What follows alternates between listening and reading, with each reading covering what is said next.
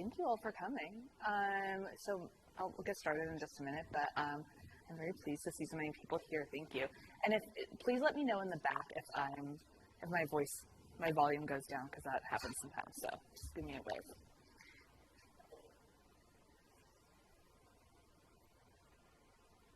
Just gonna wait for the recording.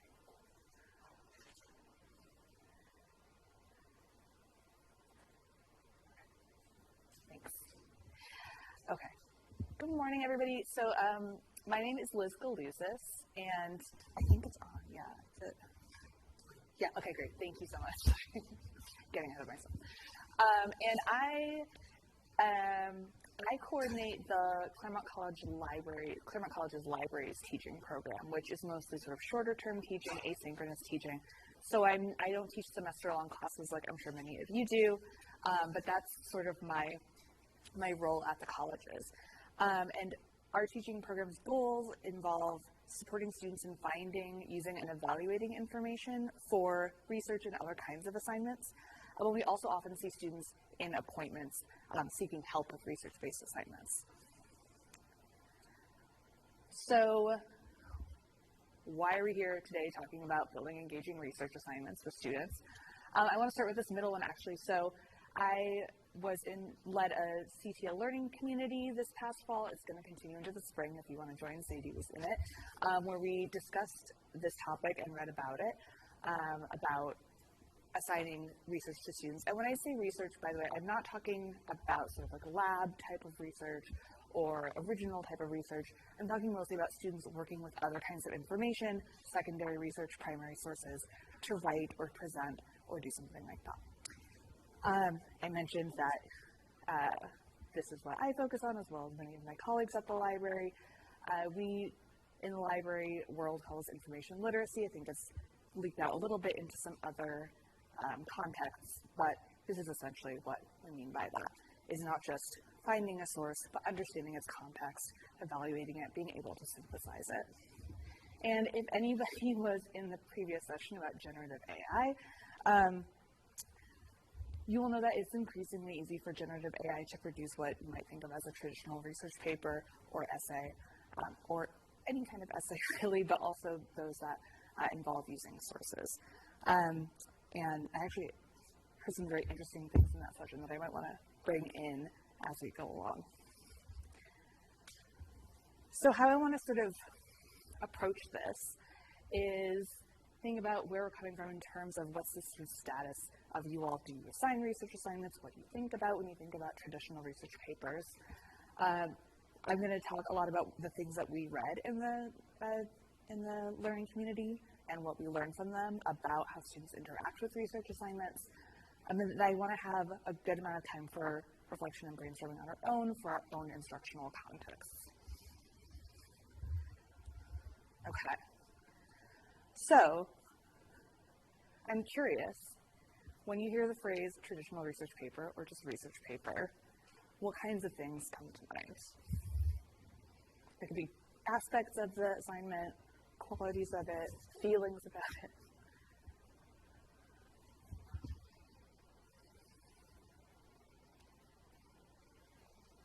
I think boring. Great. Okay, boring. Great. Boring. I mean, it's like a small topic, and just beating it to death and spending time. I mean, right. I'm through the internet when I do my college research paper. Right. So it's going to the library and finding a bunch of books or articles. Right. And then sort of summarizing. Summarizing, yeah. You have it on the internet. Right. Sorry? Oh, challenging. Yeah, challenging. Okay, got it. And then, Corey, did you? Yeah. Lots of time to grade. We're coming from the other way. Yeah. I think exciting in the way to seeing how students actually learn more than I can cover in class. Mm-hmm. So that they can teach each other, they can be better. Because they do go in depth in one topic and then they summarize the progress. Mm-hmm. I saw someone else too just shout it out. Ashley. Lengthy.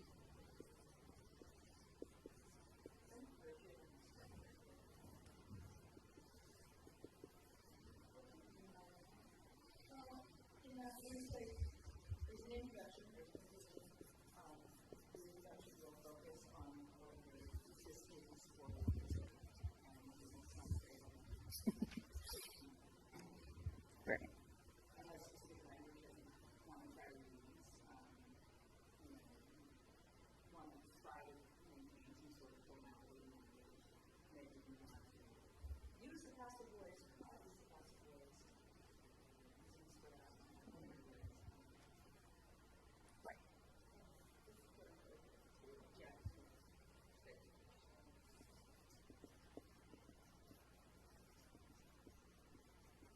Yeah. Yeah. Anyone else? Other feelings?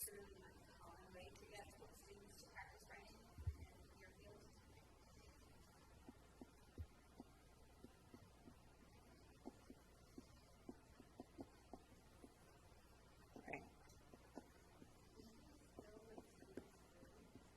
Mm.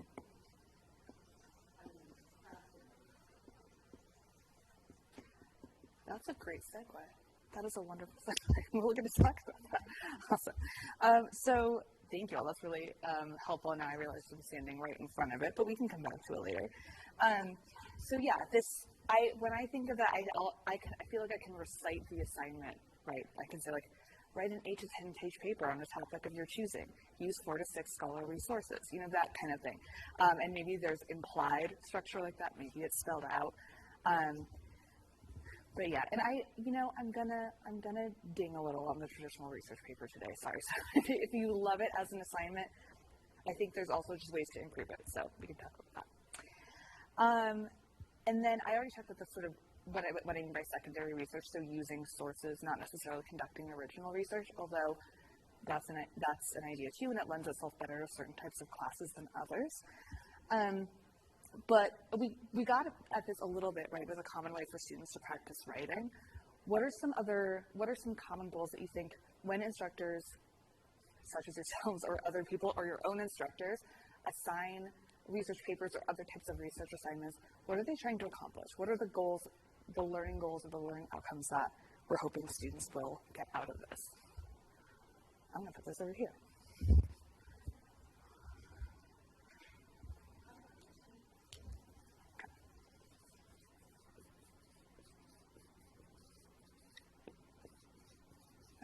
Sources. You can just shout them out. Yeah. Originality and authority. Okay.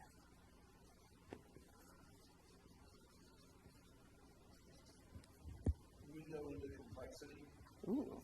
Opportunity to learn how complex issues become.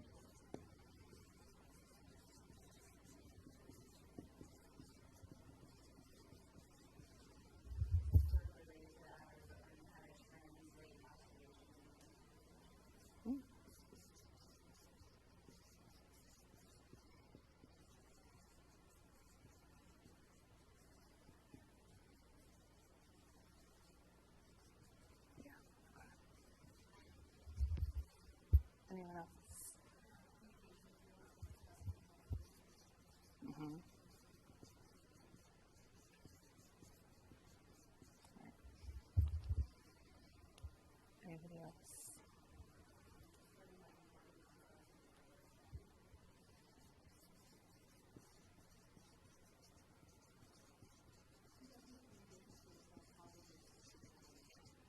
Mm-hmm.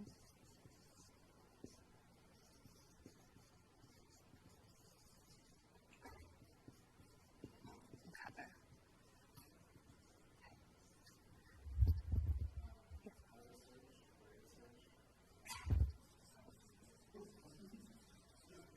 Did you say why too? Yeah. Yeah. Why? Yeah. Okay. Anyone else have anything to add before I move on? Okay. So this is a trap, right? This is these two things. There's not a lot of commonality in here, right? So we're hoping that students are going to do things like be original, but also have a really rigid structure. Like those two things don't necessarily match up with each other. And if you've taken a lot of time to grade them, like maybe there's like a lot of similarity in what students are putting out. So I will get into, this is not just me saying this is other people saying this too, which I will get into. And I think this isn't, obviously we're talking about research-based assignments today, but this is obviously not, some of these like findings are not just confined to research-based assignments. They're any assignment, right? is there a gap between the goal and what we're seeing from students, and how can we bridge that gap? Okay. So this is a quote from this piece is more of like a sort of an editorial, but she draws on research in it. This is Barbara Pfister, who's an information literacy scholar, and looked at a lot of different research assignments. And how she puts this is that they're designed primarily to expose students to pre-existing scholarship and promote familiarity with library resources and academic writing conventions, which are all fine goals, right? But I'm not sure that they match up to some of the goals that we just talked about. Maybe how we're in my research, right, and communication skills. But what she's talking about is how I read this is it's more about replicating other sources, replicating what they're reading, replicating academic writing, rather than thinking originally, critiquing, that kind of thing. And the last person who talked in the AI session was talking about this, how what ChatGPT is sort of taking an input and I'm going to really mess up how you put it, but taking in an input and then producing something that you might expect from it. And as opposed to a human being sort of thinking through an issue and coming up with their thoughts about it. Was anyone who was there? Can you do that more elegantly? Yeah. And when he was saying that, I thought, oh, that's like a research paper. It's like, give me a paper that sounds like it was written like a freshman about topic X with 4 to 6 scholarly sources, right? So I guess what we've talked about in the learning community are ways to change and reframe the process of doing research for learning so that it's not just sort of like an input-output exercise for both students and for instructors. Right. Also, one thing I want to add here is that I can't believe I'm going to say this, but scholarly sources are not the only kinds of sources that you can learn something from.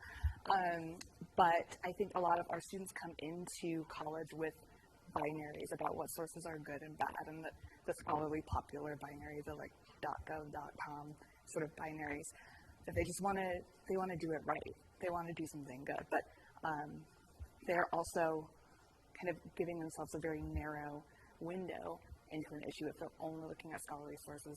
And for first-year students, that might be really hard to grasp also, the stuff that they're reading. Okay. So I wanted to end this with something from my perspective. I know I have a couple of my colleagues here. When students come to the library or to the writing center, to a person that's not their instructor with research assignments, these are often questions that they ask us to help them answer. What does my instructor mean by quality, reputable, or scholarly sources? What is the magic wand that I can wave and know what is what? They're very concerned about doing everything, right? So it is possible, of course, that you've talked about this in class and they weren't there or they weren't listening. That's all very possible, but it's definitely something that students sort of want a yes or no answer to, in my experience, and so we try to get that a little more nuanced. What do they mean by an original argument? There's a page on the MIT Writing Lab that I think is adapted from something else, but it's talking about the contradictions of academic writing. So the contradictions are cite everything, but make an original argument. And that's really a tough circle to square, especially for students earlier in their career. This second one, I was working with a student, and I will never forget this introduction because she had a research topic. She's a first-year student, had gotten feedback on it, had done a little searching, and was trying to find sources. And at one point, she said, "But why am I doing this?" She literally said, "But why? Why are we doing this?" It was so, I will never forget this. And I said, "Well, I can't really answer that. You should ask your instructor." But I think a lot of what we read in the learning community, and this will come out, is just if you might know why you're asking students to do it, they might not have gotten that message. And if they're just being asked to sort of replicate an academic journal article and they're not planning to be an academic, which most of our students probably are not, they might have some trouble understanding that. We'll talk a little bit about audience. I think most students are used to writing or doing research for an audience of one person, their instructor, right? But if we can think about making a bigger audience, that might help them open up a little bit. And of course, students are students who come for help at the library are concerned about citing and doing it correctly. But I think understanding what they have to cite and why can be a big source of stress for them. And all of these kinds of questions are things that really, especially the thing about what do I have to cite and why, is something that many instructors cover, but also I think many instructors and all of us assume that they have already learned, or they've learned in another class or something like that. And I think all of this sort of bears repeating over the course of a student's career. So, yeah. Any questions or comments before we move on to our next section? Yes. Yeah.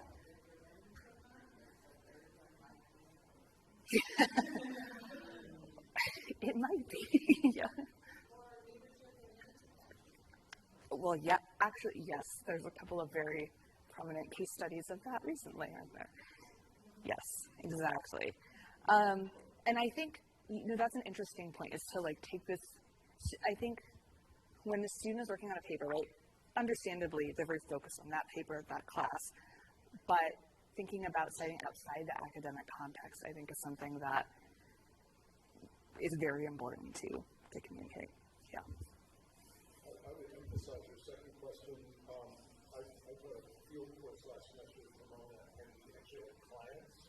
Nice. And the students had to write reports for outside clients. And it's fascinating to see how much their writing and focus improved. And they actually had a live person who did a oral presentation and then a written report. And they knew who the person was who was going to decide the professor. Right. Because they, I think, after a while, all professors are sort of the same. Right. In their minds. But it was fascinating to see the improvement in their writing when they knew what the audience wanted to hear. Yes. Their audience was not a sophisticated audience for their professors are, who really knew the topics. And right. was looking for the complications, all the stuff that the professor would think about. And it's fascinating to see how they reacted to that. But it's not, that's not every class. Right, of course, yes. But it brings up a good point, which is that even, a scholarly journal article also has a presumed audience, right? And it's usually other people in that very niche field, and then possibly people outside that field, I suppose. But there is an audience that is everything that we normally write. If it's not for school, we're writing it for somebody, right? Even if it's an imagined person, we're totally thinking about that. I also told them to put it on their resumes. Yes, of course. Yeah. Even if nobody cares about the subject matter, right. It's a nice icebreaker for them to ask about in an interview. Absolutely. Oh, yeah, I just didn't do that. Yeah. It's a writing credit. Yes, exactly. Okay. I'm going to come back to your example, I think. So in the Learn community, we read a mix of research, theory, opinion, a bunch of different things. But I'm going to try to summarize some of it, and I want to thank all the members of the community for helping me do this. This I sort of talked about already, right? The way that traditional research papers are presented can hinder their own goals. So these are just I have a list of sources at the end if you're interested in looking at any of these further. And I'm sure none of these will come as a surprise to any of you, that this is about the why we were just talking about, right? What is the purpose of conducting research? Some assignments do include this, but the ones that this person was looking at in their study did not. They were just write this paper. They weren't necessarily connecting it to something larger or something outside the academic context. That students can engage with the written assignment itself when they're working on it and may not make connections to, for example, class discussions. So if you talked in class about what constitutes an academic journal article, unless you're sort of going through the assignment and having people annotate it, they may not necessarily make that connection. Some will, some may not.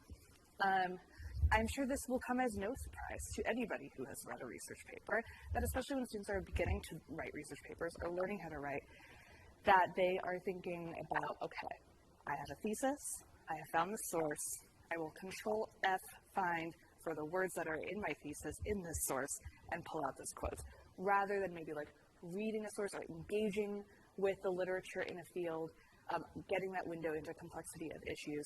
So if that is a goal of yours for them to engage deeply with the sources, the way that traditional research papers are often set up sort of doesn't incentivize that. If we're just thinking about write an 8 to 10 page paper with 4 to 6 sources. And obviously doing college level research can be a huge leap. That students, I have a 15-year-old niece who had to write a history paper, and her directions for the paper were 25 slides long. So everything was spelled out, and she was like, I have to follow this to the letter. And she didn't do very well on it either. So I think there's just a very, students are very anxious, especially students here. Again, I'm being very general, but you know there's exceptions to all of these, about saying, okay, if it says academic sources, I need to know what those are. I need to check off, is this Y or N an academic source? When in reality, an instructor might be open to something like an op-ed written by a scholar, or something that isn't quite check that box, right? Or I see a lot of confusion too when it says peer-reviewed, when books aren't technically peer-reviewed, and so students don't want to use books because they don't come up when they check the box in the library catalog. So getting into those nuances helps. How do I want to summarize that other one? Yeah, so the rhetorical situation of undergraduate research, culture and ethos they hadn't developed yet. So I think trying to make leaps like translating observations into interpretation can be difficult for students if they haven't been doing that before. And, the elephant in the room is that ChatGPT can write a paper like this pretty easily. It might hallucinate some of the sources, as we talked about. It might make up sources. It might make up things that, as the people in the generative AI session were pointing out, are hard for novices to understand are incorrect and to correct. So you might have AI write a paper on something, and then you as an instructor understand, obviously, this is not a correct connection. This scholar doesn't exist, but the student might not understand that because they don't have those skills yet. Okay. So that's all the kind of challenges of maybe traditional research papers. But the things, this list that the learning community helped me put together, that are common qualities of research-based assignments that do try to accomplish some of these other goals, that do kind of go deeper. I'm going to go into these first 2 bullet points more deeply on the next 2 slides. And again, some of these aren't necessarily confined to research-based assignments, but they can maybe get lost in terms of research-based assignments, especially if the topics that students can choose from are narrow, which is connecting with ideas or experiences that are personally relevant to students. And even though I just made a bunch of generalizations about students, that's going to be different for different students, right? They're going to find their own way in to connecting with the topic.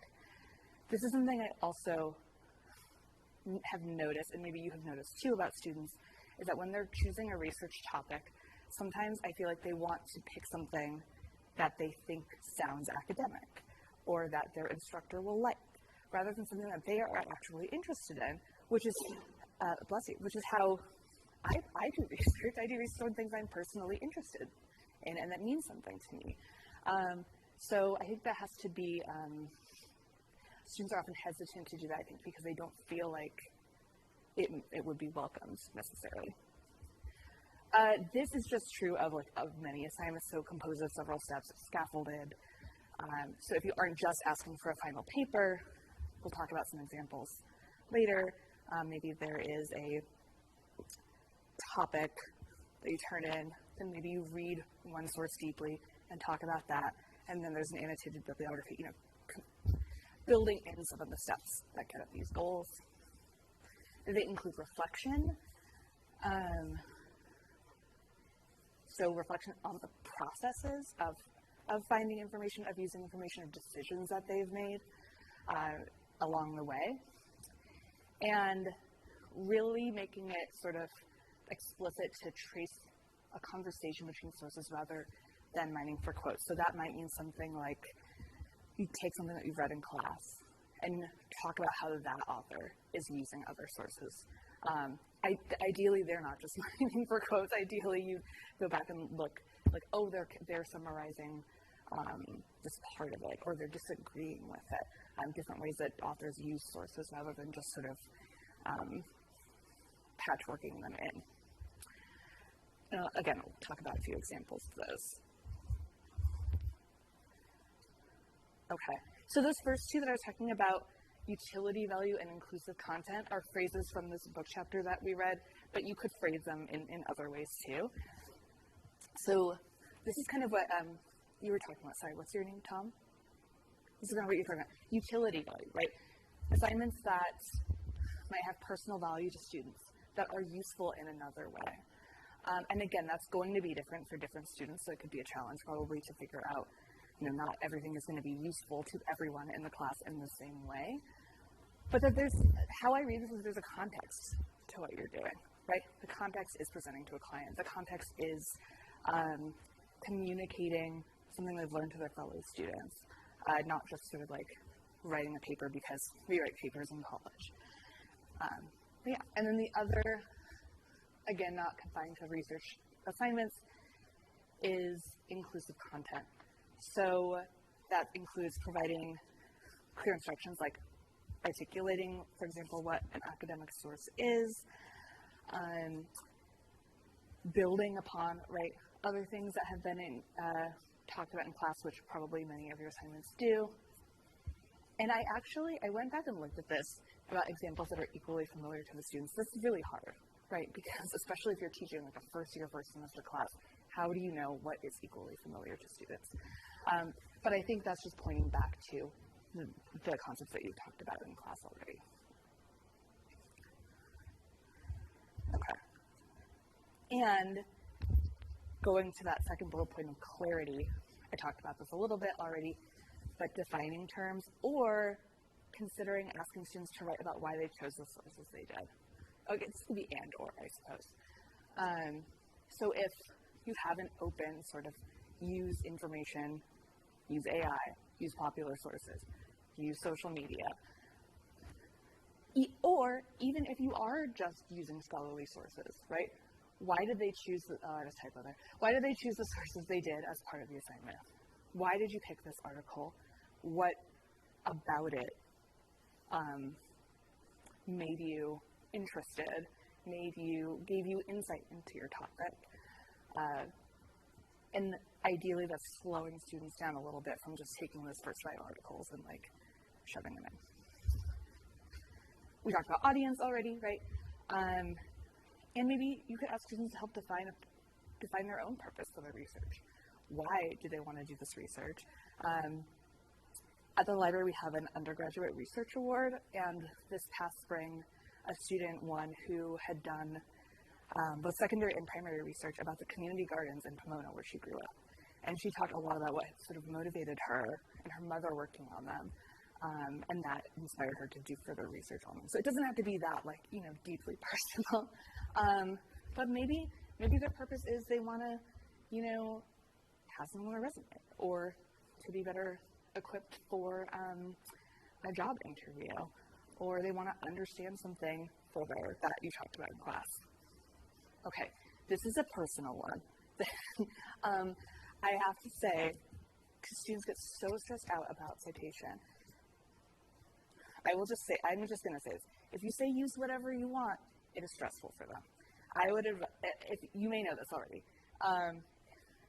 it is more helpful to, I think, say use MLA, use Chicago, use APA, and then they have something you can check against. And if you want to use your own sort of simplified version, because those things are wild, Chicago is wild, I think that's fine too. But as long as there's something to check it against, Yeah, that's all science. Okay. And then also, yes, please. For the rest of the group, Yeah. I assign short essays in my classes, and sometimes I take one that's a good one, and I share it with other classes, and other people do that, and whether how effective it is. Yeah. I'm going to throw that out to the audience. I mean, I choose Yeah. a good one. Not Yeah, bad. yeah. Right. That could be instructive too. Yes. Yeah. Yeah.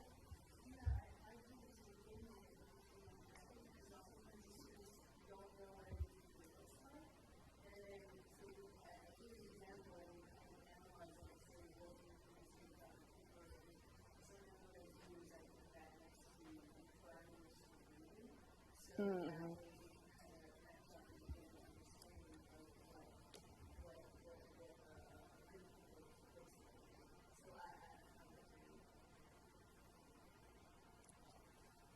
Anybody else?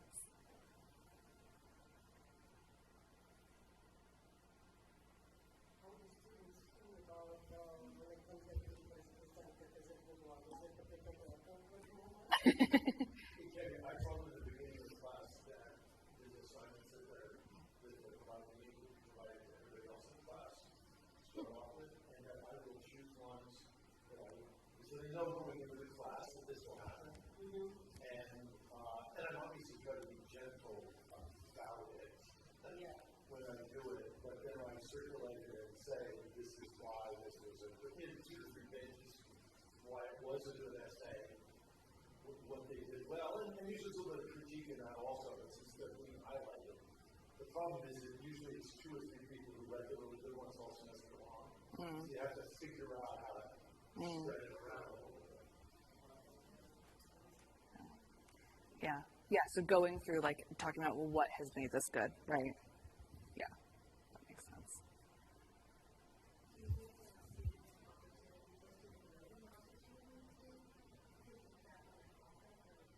Oh. That's actually a really good idea. I haven't done it quite that way. I mean, sometimes the students will ask the student about it. And sometimes I'll also do it anonymously. So I don't put the student's name up and just say, this is an example. Of course, Right. Unless they figure out who it is anyway.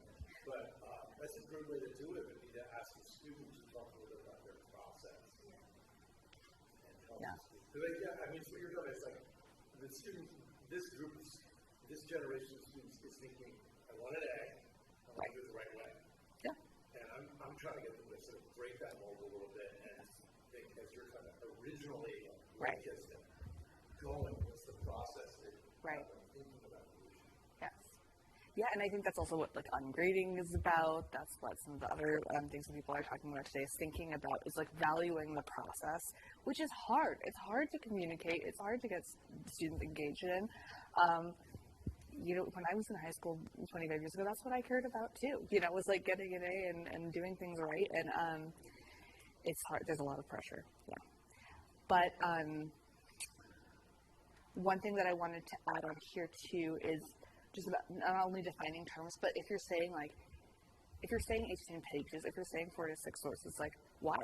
Why those things? Why that length? Why that number of sources? Or do you just want them to pick a couple of really good sources and talk about why? Yeah, so I think that's helpful to students too. Yeah, please.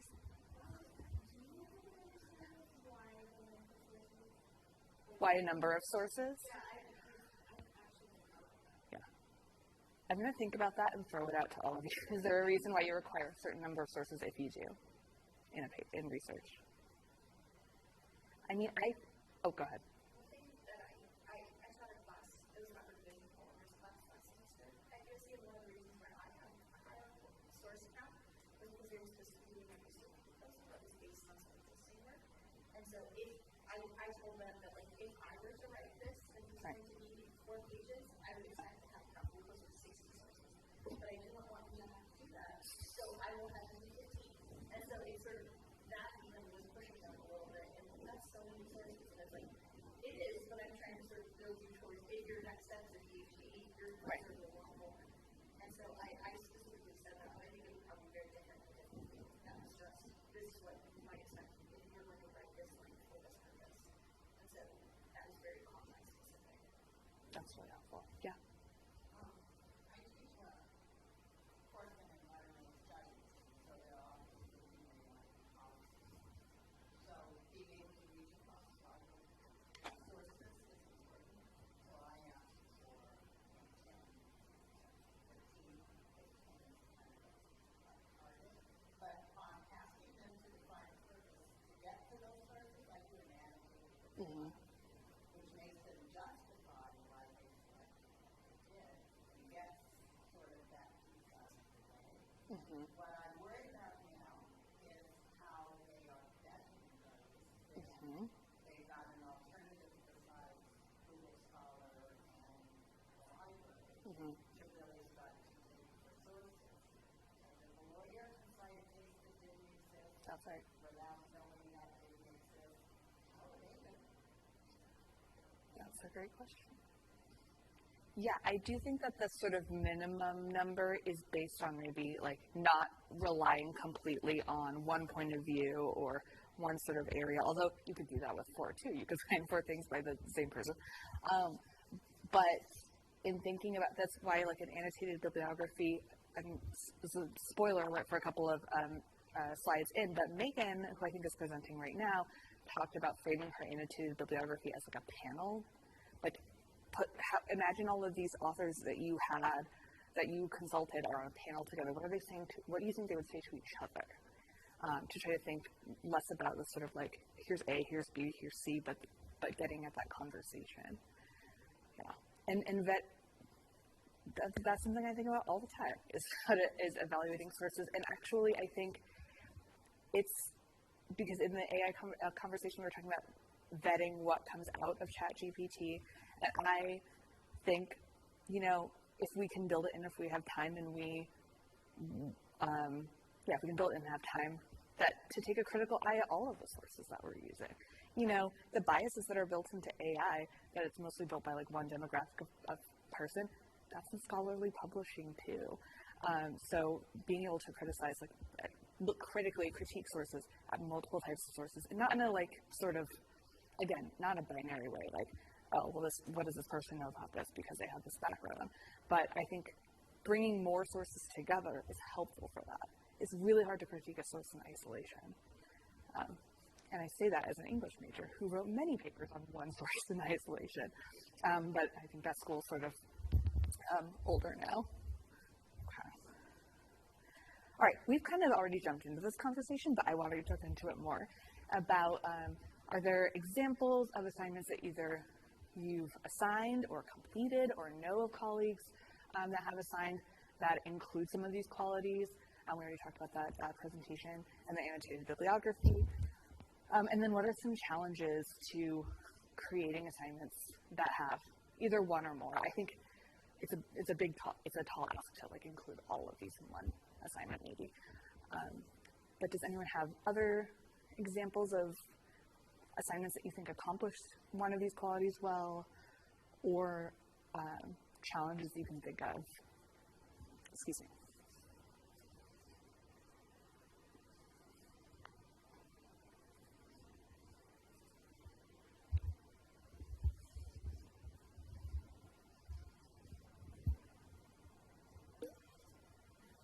Sorry?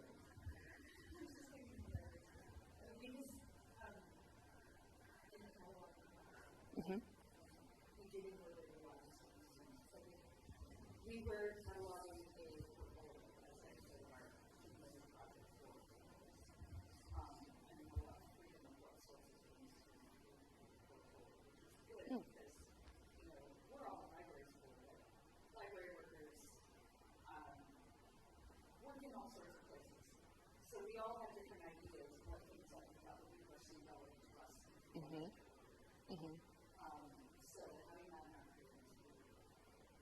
And they did all do the reflective moments how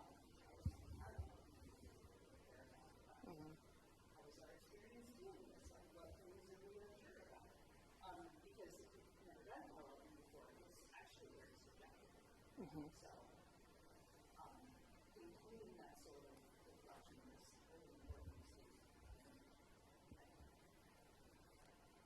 can I ask you, can I put you on the spot a bit about, so, because I think it can feel contradictory to say, like, be very clear, but also give freedom.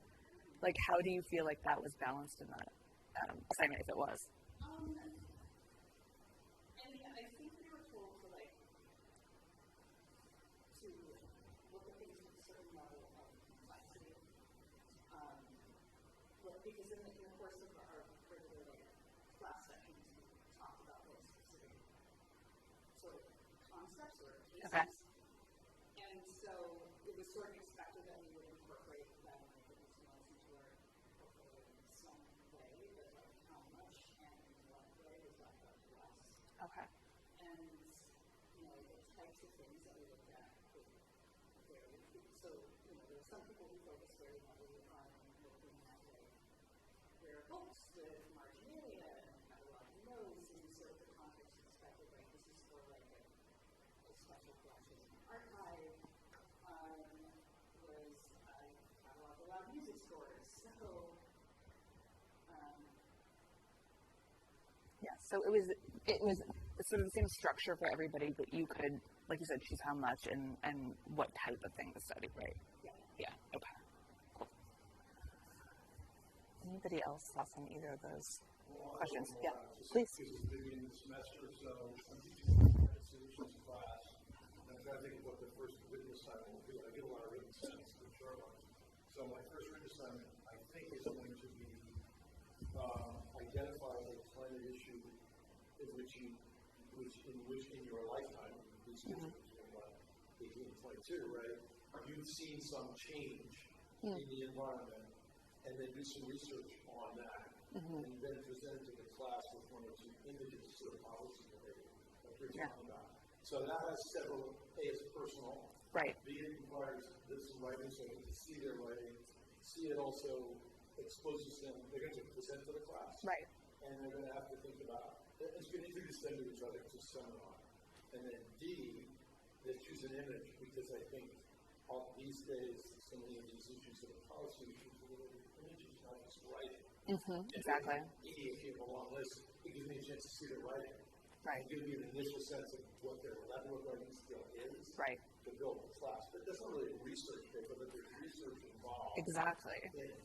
Yeah. And it's a way of breaking ice with the students. Yes. That I find helpful. And I was also thinking it gives them an audience. The audience is their peers. Well, right? That's just the rest of the class. Right. So you're educating everybody else in the class, let's say 16 or 18, about an issue. Right, you know, exactly. Polar bears or snow in the Sierras or Hurricane Sandy or something. Right, exactly. That makes sense. Anybody else? Well, just to continue, I'm teaching a Claremont class this semester, and it's the first time I will be teaching it, and I'm sitting here thinking, syllabus is still not quite there yet. Nor is mine. But, so I'm thinking, it might sound boring, but that's what I'm thinking, I'm going to go on for a conference in the middle of it, and there is a long list of tools, the climatology tools, which was listed in the textbooks, like endless. So I'm thinking, each of them studying one tool and presenting to each other, just simple information, and but with the idea that as they will be writing a research paper at the end on some specific time period, they will be, they will learn the tools. Nothing original, but useful. Right, and that's setting them up for that paper at the end. Yeah. Exactly. Also, I think one thing that happens when you do that is each student becomes a little mini expert on something. Right. And just as a teacher, it helps me remember, you're the one who cares about polar bears. You're the one who cares about ocean acidification. You're the one who cares about snow in the Sierras. But let's hear from the snow person, and then it gets them thinking that they're experts too in informing the class. Exactly, that's what I'm also thinking. Yes. And then, you have like I found some of the freedom of textbook, but each tool is, its own chapter. Right. So each of them will be and then they will go to each other. Dieter, Judy?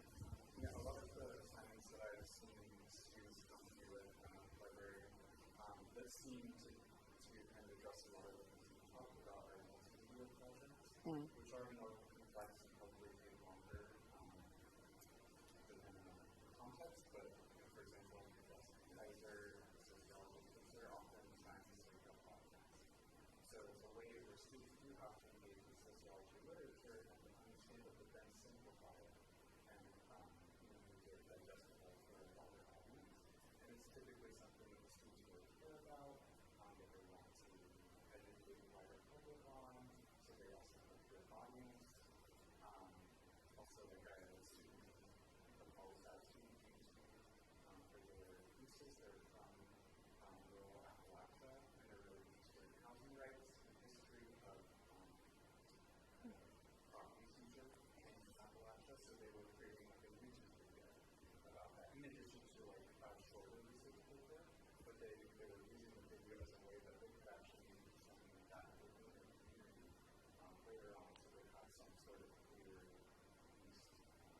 So I think some of those multimedia projects also for Gen Z and younger generations is like something that they actually beyond. It's like more interesting and more relevant to their lives than perhaps like scholarly academic. And I think, thank you, Judy. So both a benefit and a challenge to that too is that saying just use MLA in a podcast doesn't really work, right? Like you have to come up with some other way to credit people and maybe even talk about like, reuse of visual and audio information, which is a little bit different. So that might be a challenge too, is thinking about how to do attribution, right, in those areas. Yeah. But I want to listen to that. I want to listen to that podcast. I want to watch that video. Awesome. Okay. Right. So, some examples. You all just gave some wonderful examples. Some examples that came up in the learning community were, let's see, I talked about the panel of experts, incorporating peer review at multiple stages too. So that's another version of sort of doing a good example is students reading each other's work, which I know a lot of people, it's probably more common in writing scenarios, but it could be done with other types of outputs too, where you were just talking about data visual essays, presentations, videos, which are also, like, at the moment at least, less easy to create with generative AI. We also talked about conducting research for it and outlining paper without actually writing it. To take maybe the pressure of, unless you're in a writing class, obviously you want to like include that, but maybe like sort of planning for something without the pressure of that final product. Sadie brought up this social annotation software called Perusal, and there are probably other versions of that too, where students can all annotate a source together and sort of comment on it. And you can also do that with discussion, obviously, but so if you want to get deeper into a source. We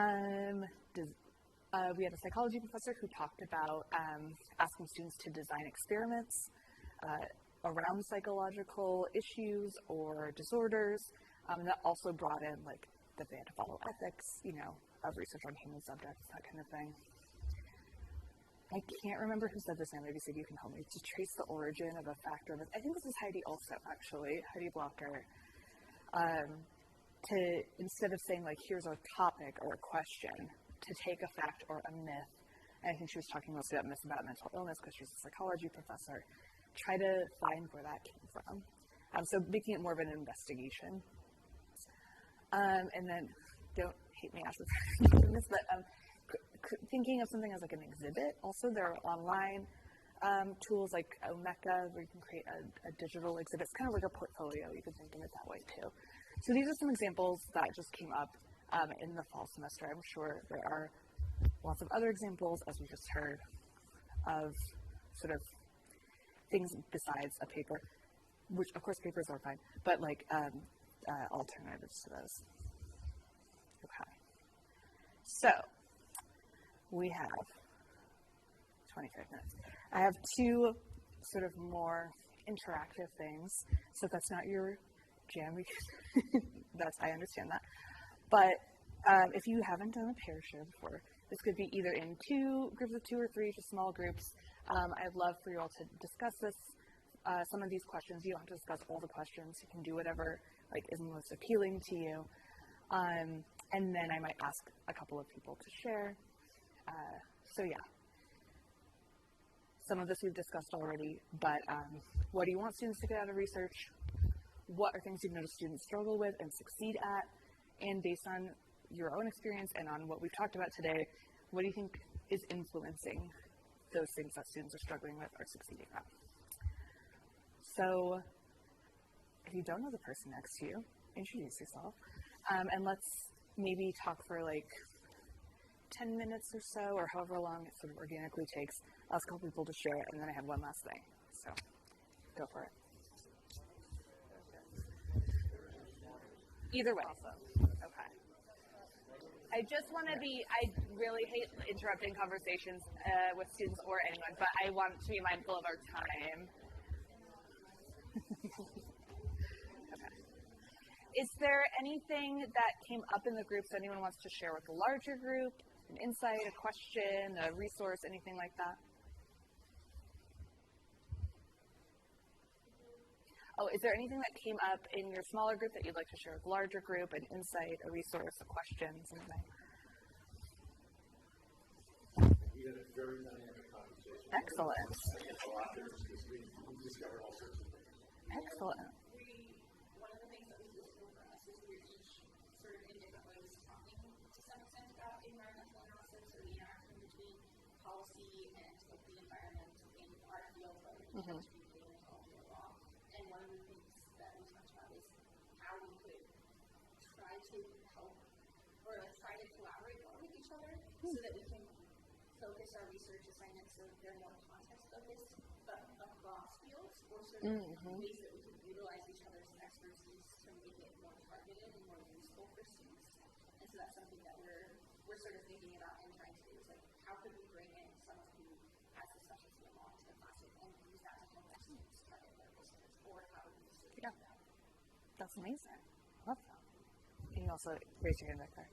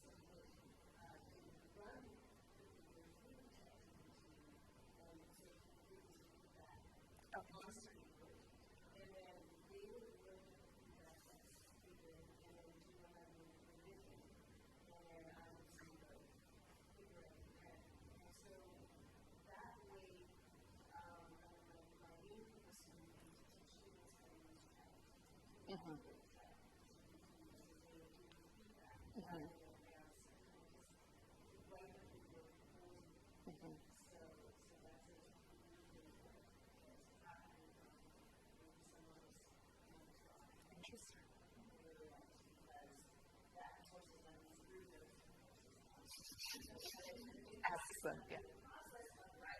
Yes.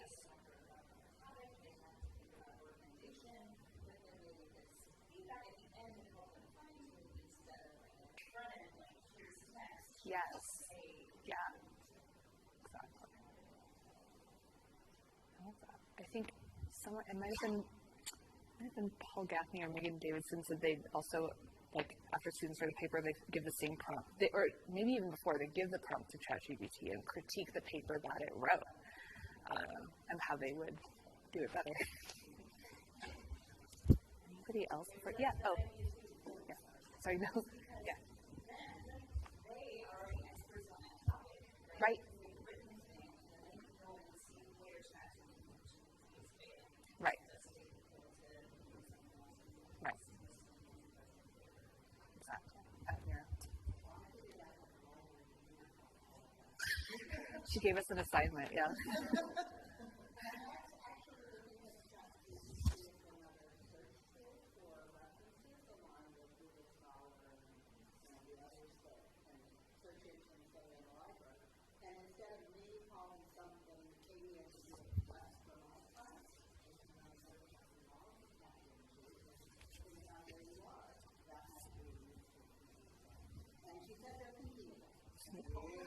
The Bureau's you're the second person this week to ask about that, if the library offers something like that. So it's obviously there is some interest. I think I myself have to get a better handle on how things are working, which I have done partly today.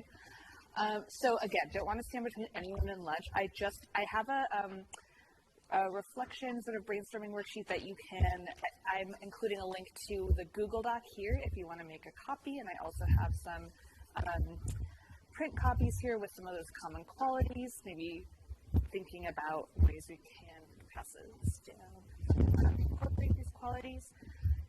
And also, so there's a brainstorming worksheet. Also, I've included some repositories of different kinds of research assignments here too, more like things that aren't traditional research papers. And again, this link to the slides is here, and I think Sarah or Max will send it out too.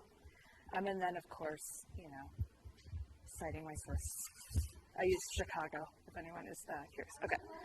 Yeah. I've had a complicated relationship with it, Andrea.